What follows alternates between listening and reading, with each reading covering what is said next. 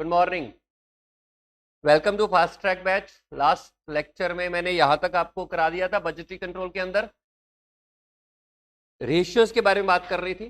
Efficiency ratio, activity ratio, calendar ratio, standard capacity usage ratio, actual capacity usage ratio, actual usage of busted capacity ratio. These are the ratios जो आपको याद करनी है, ठीक है। क्योंकि ये फास्ट ट्रैक है, यहाँ मैं ज्यादा रेशियोज के लॉजिक की बात नहीं करूंगा। लॉजिक के बारे में मैं आपको ऑलरेडी मेन बैच में डिस्कस कर चुका हूँ, आपको याद करनी है। वैसे थोड़ी थोड़ी चीजें मैं बताऊंगा कि क्या क्या इंडिकेट करती हैं।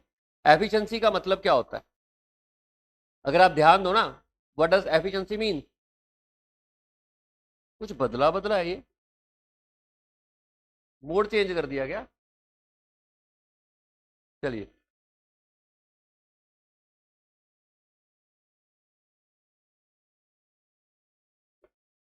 हाँ जी। एफिशिएंसी रेशियो में सबसे पहले एफिशिएंसी का मतलब क्या होता है, सोच के देखो। व्हाट डज एफिशिएंसी मीन, सोच के बताओ क्या होती है एफिशिएंसी। कि जो काम जितने घंटे में करना चाहिए था कितने में किया, कितने में करना चाहिए था और कितने में किया, यही होती है एफिशिएंसी। इन्हीं दोनों का कंपैरिजन होगा। कितने में करना चाहिए का मतलब होता है स्टैंडर्ड आवर, और कितने में किया का मतलब होता है एक्चुअल आवर। कंपैरिजन करोगे तो एफिशिएंसी रेशियो है। अब सवाल पूछोगे कि सर स्टैंडर्ड आवर्स ऊपर और एक्चुअल आवर नीचे क्यों आए हैं। एग्जांपल ले लेते हैं। मान लीजिए एक बंदा है, स्टैंडर्ड आवर्स है, उसको काम करने थे 10 घंटों में, ठीक है।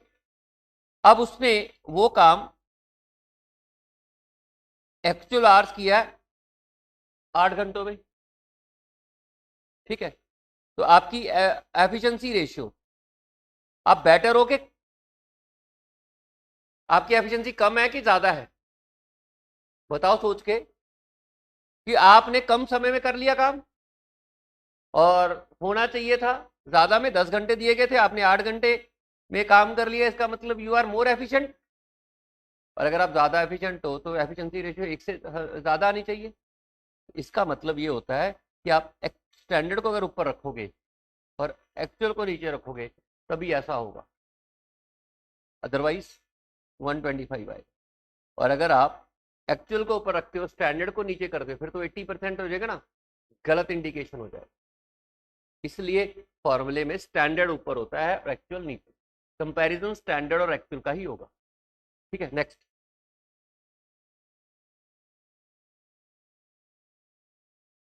नेक्स्ट है एक्टिविटी रेशियो। आपको याद है एक्टिविटी का मतलब क्या होता है। एक्टिविटी का मतलब वॉल्यूम।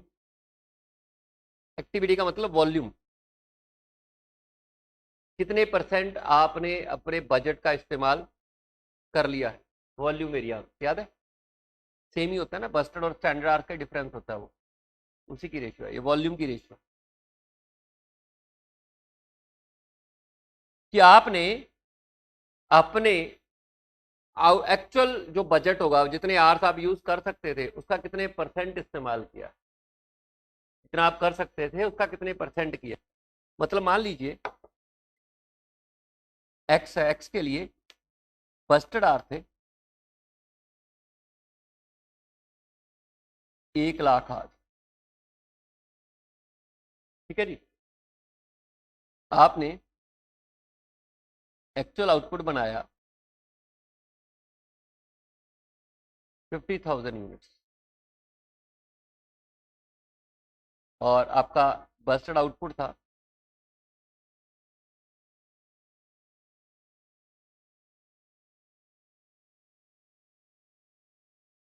1 लाख 20,000 कर लेते, 80,000,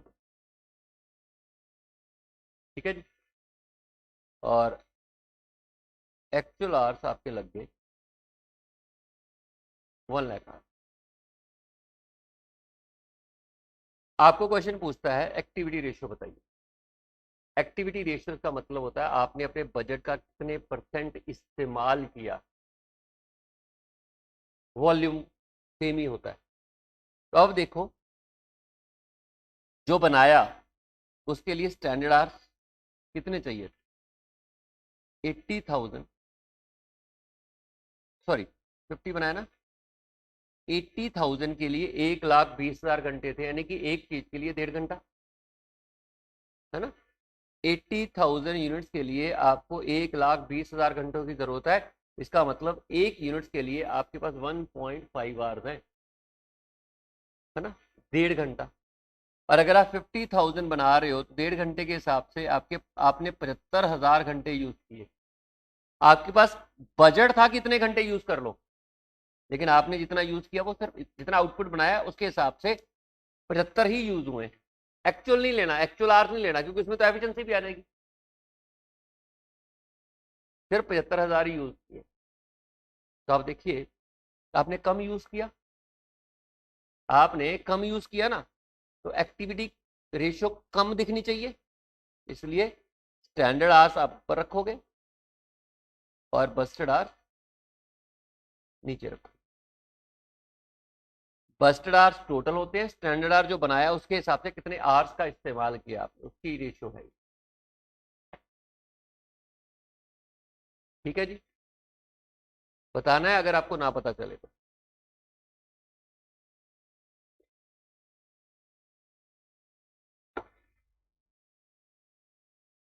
समझ आई एक्टिविटी रेशियो।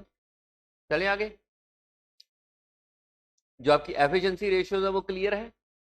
क्या है एफिशिएंसी रेशियो? एफिशिएंसी स्टैंडर्ड और एक्चुअल का, और activity ratio budget and standard. Volume को याद कर लिया करो। एफिशिएंसी का तो मतलब क्लियर ही है आपको। वॉल्यूम को अगर आप याद करो ना, वॉल्यूम में आप देखोगे जो बनाया उसके स्टैंडर्ड आवर्स और बस्टेड आवर का कंपैरिजन था। फिक्स्ड ओवरहेड वॉल्यूम वेरिएंस की बात कर रहा हूं, वेरिएंस से रिलेटेड है ना ये। ठीक है, वही चीज है यहाँ पर। चलिए नेक्स्ट है कैलेंडर वेरिएंस। कैलेंडर का मतलब डेज में होती है बात।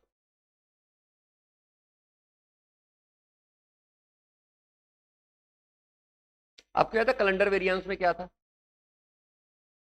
कैलेंडर वेरिएंस सोच के बताओ क्या था। डेज की बात हो रही थी वहां पे, आवर्स की बात नहीं हो रही थी कि डेज ज्यादा यूज हो रहे हैं या कम यूज हो रहे हैं। मान लीजिए आपको बस्टेड डेज थे 30 days at the rate of 10 hours per day. ये आपके बस्टेड डेज हैं, 30 days at the rate of 10 hours per day. और एक्चुअल डेज की बात करूं मैं, तो आपने 25 डेज यूज किए और इस 25 दिनों में 200 आवर्स का इस्तेमाल किया। इन 25 दिनों में 200 आवर्स का इस्तेमाल किया। क्वेश्चन आपसे पूछता है calendar variance, calendar ratio. Calendar ratio hours की बात नहीं करता, कैलेंडर रेशियो सिर्फ डेज की बात करता है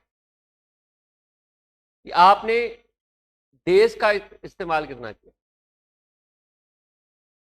तो यहां पर आपने 25 दिनों का इस्तेमाल किया, यहाँ अवेलेबल डेज आपके पास 25 थे, और आपके पास टोटल बस्टर डेज कितने थे, उसी का कंपैरिजन। अगर आप कम डे इस्तेमाल करोगे ये रेशियो कम आएगी, और अगर आप बजट से ज़्यादा दिन इस्तेमाल करोगे या बजट से ज़्यादा आपके पास डेज अवेलेबल होंगे तो ये रेशियो आपकी क्या आएगी, ज़्यादा आएगी। मतलब ये रेशियो कम आएगी या ज़्यादा आएगी, इट डिपेंड अपॉन कि आपके पास डेज कितने। अगर आपके पास अवेलेबल डेज बजट डेज से ज़्यादा है तो ये रेशियो ज़्यादा होगी, अगर कम है तो reverse is the case. Okay, ठीक है। कैलेंडर वेरिएंस समझ आया, दिमाग में रख लिएगा तो कैलेंडर का मतलब डेज होते हैं। तो जितने डेज एक्चुअल हैं अवेलेबल हैं और उसके हिसाब से जितने कैलेंडर सॉरी बस्टर्ड है, डेज का डिफरेंस। ऑफ कोर्स अगर आप ज़्यादा डेज का इस्तेमाल करोगे तो आप अपने कैलेंडर का बेटर यूज कर रहे हो, और अगर आप कम का इस्तेमाल कर रहे हो तो आप, इसलिए एक्चुअल डेज हैं अवेलेबल डेज न्यूमिनेटर में रखें। अगर आप इसे स्टैंडर्ड कॉस्टिंग से रिलेट करके करोगे ना तो आपको इजीली हो जाएगा। नेक्स्ट।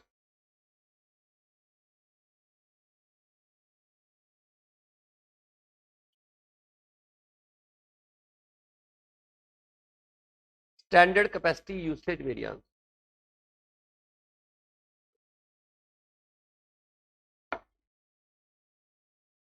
ध्यान दो, स्टैंडर्ड कैपेसिटी यूसेज रेशियो। मान लो एक फैक्ट्री है, ठीक है जी, उसमें 5 मशीन है और एट द रेट ऑफ, और वो मशीन हर महीने में 1000 आवर्स चल सकती है। तो हमारे पास मैक्सिमम 5000 आवर्स काम हो सकता है, ठीक है जी। हमारा जो प्लान है ना, बजटेड आउटपुट, हमारा जो बजटेड आउटपुट है वो है कि आपने सोचा है कि मुझे 10,000 यूनिट्स बनाने। बजट का मतलब मैक्सिमम नहीं होता, बजट का मतलब इतना प्लान कर रहे हैं। और standard hours per unit is 0.25, या एक काम करता हूं, 15 मिनट लगते हैं एक चीज को बनाने के लिए, ठीक है। ये आपने प्लान किया। एक्चुअल में जो आपने बनाया 8000 यूनिट्स का एक्चुअल इस्तेमाल की बनाया, और एक्चुअल आवर्स जो आपके लगे 3000 आवर्स। ये डाटा है। आपको पूछा गया है standard capacity usage variance. Standard capacity usage variance का मतलब समझो कि आपने कितने परसेंट यूसेज का बजट बनाया, कितने परसेंट बजट बनाया था, आपने प्लान कितने परसेंट किया था। Standard capacity usage variance, standard capacity का मतलब था स्टैंडर्ड कैपेसिटी कितने इस्तेमाल की थी आपने, कैपेसिटी ये एरिया आपके पास 5000 की कैपेसिटी थी। This is called the maximum capacity that can be used.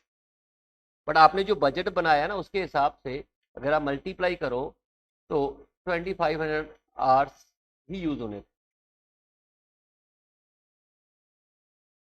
आपने जो फैक्ट्री की कैपेसिटी की बात की है ना, हम 100% प्लानिंग में भी यूज नहीं कर रहे थे उसको। हम प्लानिंग में भी उस कैपेसिटी का इस्तेमाल अगर आप करते तो वी हैव गॉट 5000 आवर्स, हमारे पास 5000 घंटे हैं। तो प्लानिंग में भी हम लोग उतना आउटपुट नहीं बना रहे थे कि 5000 घंटे यूज हो जाए, प्लानिंग में भी हम कम यूज कर रहे थे, ठीक है।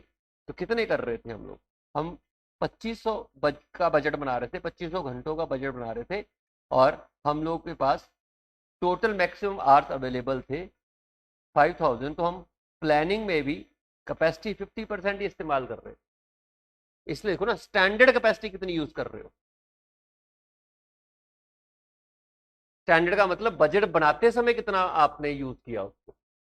एक्चुअल तो बात की बात है, आपकी प्लानिंग में भी ये नहीं था इस्तेमाल कर लोगे, आपकी प्लानिंग भी इस बात से दूर थी। क्लियर है। और कहते हैं कि आपने एक्चुअली यूज कितना किया, टोटल तो 5000 थे,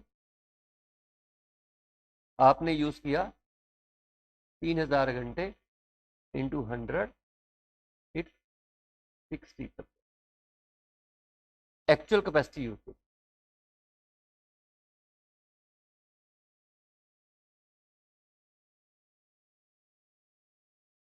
ठीक है जी।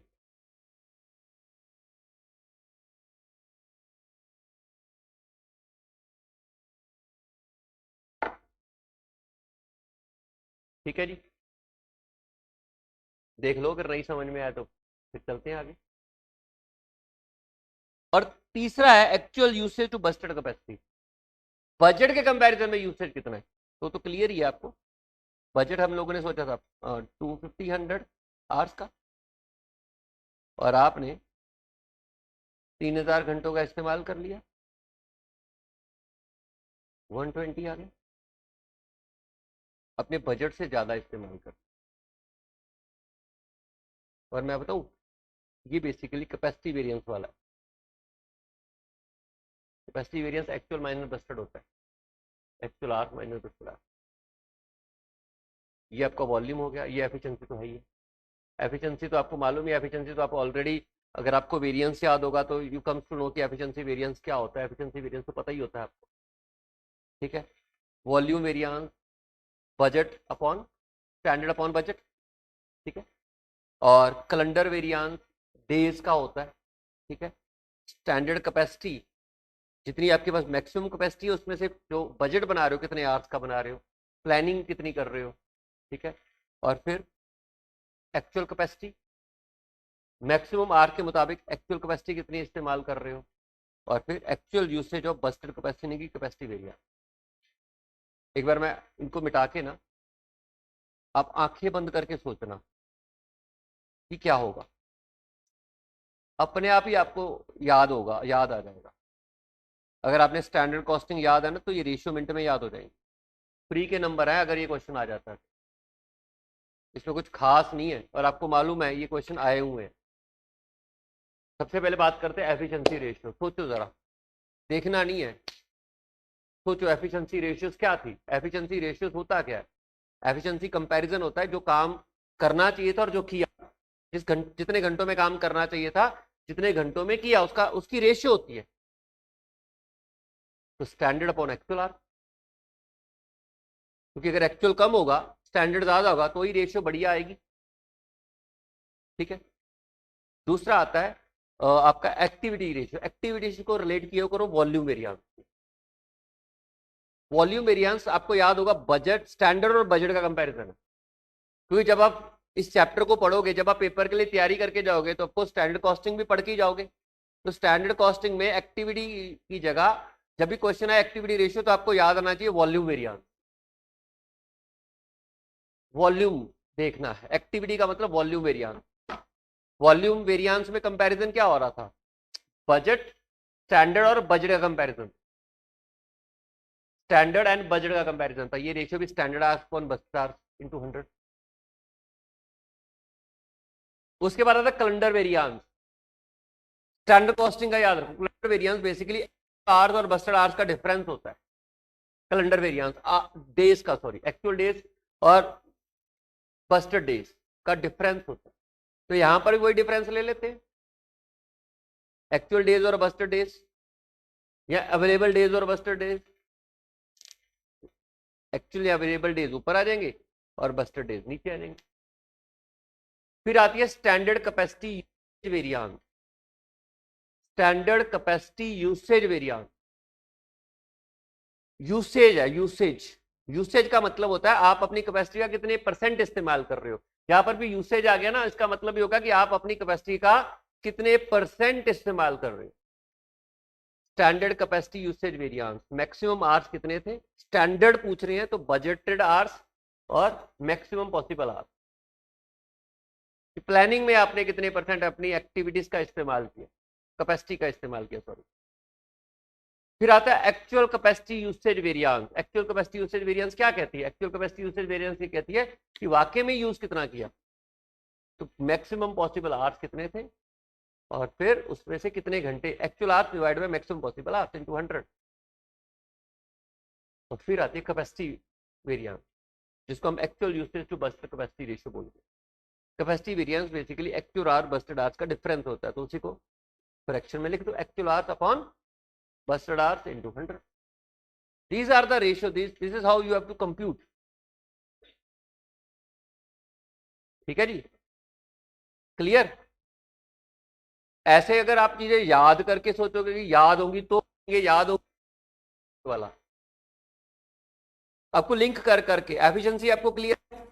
तीन रेशियो तो देखो, इसको आपने स्टैंडर्ड्स के साथ रिलेट करना है, एक्टिविटी को वॉल्यूम के साथ रिलेट करना है और actual usage to Busted capacity के साथ यूज करना है। और अगर आप कैलेंडर रेशियो को भी आप देखोगे तो ये भी स्टैंडर्ड के साथ रिलेट हो रही है। तो सीधी सीधी रेशियोज है, वो करते उसी चीज को घुमा के फ्रैक्शन में लिख दो तो ये बन जाए। और आप देखो जो को न्यूमिनेटर में ले जाओ, और जो दूसरी वाली आइटम है माइनस होने वाली आइटम है उसको डिनोमिनेटर में लेके गए। एफिशिएंसी में देखो क्या होता है, standard arc minus actual arc होता है ना, तो स्टैंडर्ड को न्यूमिनेटर में और एक्चुअल को डिनोमिनेटर में। कैलेंडर वेरिएंस में क्या होता है, एक्चुअल माइनस बस्टर्ड, एक्चुअल को न्यूमिनेटर में और बस्टर्ड को नीचे में। उसके बाद वॉल्यूम वेरिएंस में यानी कि एक्टिविटी रेशियो में क्या होता है, स्टैंडर्ड माइनस बस्टर्ड होता है, स्टैंडर्ड आर्स न्यूमिनेटर में, बस्टर्ड आर डिनोमिनेटर में। उसके बाद कैपेसिटी वेरिएंस में क्या होता है, actual hours minus budgeted hours होते हैं, एक्चुअल न्यूमिनेटर में और बस्टर्ड डिनोमिनेटर। उसी चीज को ऐसे माइनस वाली आइटम को ऐसे घुमा दिया, बस जो पहले था उसको ऊपर रख दिया, जो माइनस हो रखा था उसको डिनोमिनेटर में ले गए और रेशियो निकाल दिया। ठीक है, और ये दो रेशियोज आपको ध्यान में रखनी पड़ेगी कि स्टैंडर्ड कैपेसिटी यूसेज वेरिएंस और एक्चुअल कैपेसिटी यूसेज वेरिएंस कैसे आएगी, bustard hours divide by maximum possible hours, और ये आएगी एक्चुअल यूसेज है तो actual hours divide by maximum possible hours into 100। I think ये रेशियोज आपको क्लियर होगी होंगी। क्वेश्चन आएगा तो बड़ा इजी आएगा, आपको रेशियोज गिवन होंगी, आपको जस्ट उसको सॉल्व करके रेशियोज को निकालना। इसके अलावा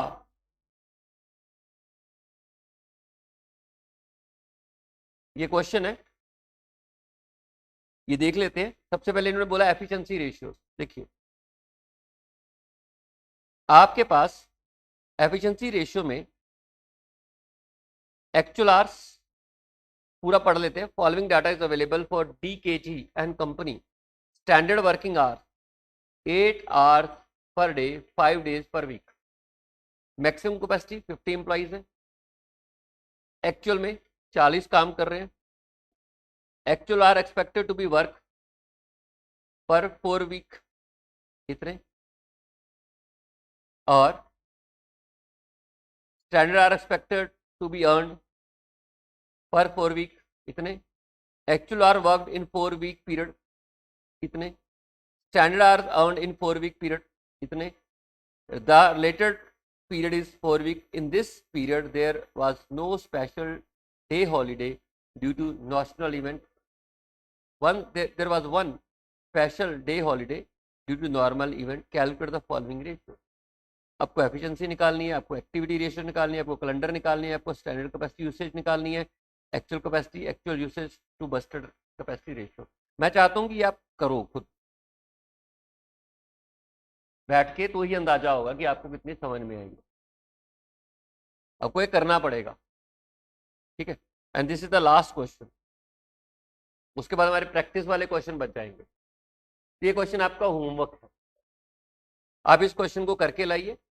अगर डाउट हुई तो मैं डिस्कस करूंगा, और अगर डाउट नहीं हुई तो पीछे एक्सरसाइज वाले, जैसे कि मैंने लास्ट लेक्चर में बोला था कि हम ये वाले पीछे वाले क्वेश्चंस हम लोग करेंगे, ये मैंने आपको दे दिया था करने को, कर लिया ये वाला, ठीक है। और फिर आगे फर्दर क्वेश्चन शुरू करेंगे।